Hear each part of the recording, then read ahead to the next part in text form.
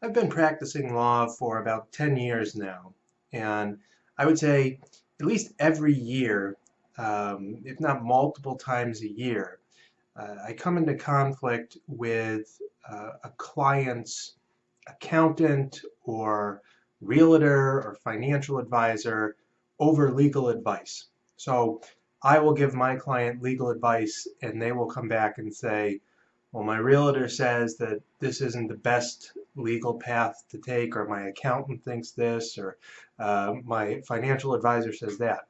And when they tell me the advice they're getting from these people, it's almost always horrible.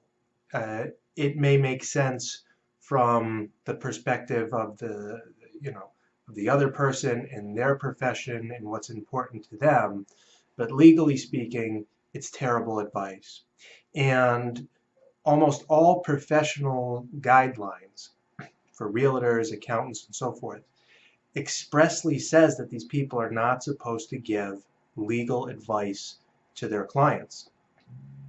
Now, unfortunately, uh, my clients are usually inclined to side with the people who are contradicting my legal advice. And this, I think, is because um, as a lawyer, I'm somewhat aloof from uh, from the situation in some ways. Okay, so for instance, if you're buying a house, you chose the realtor because you either know them personally or they're very charismatic, they're salespeople, and you work with them every weekend, weekend after weekend after weekend. You're texting with them and speaking with them about finding a house or selling your house, and so forth. So there's a lot of comfort there.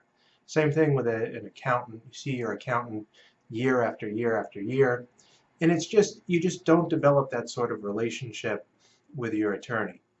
Most people, if they have an attorney for several years, they deal with that attorney every few years, and they deal with him very briefly.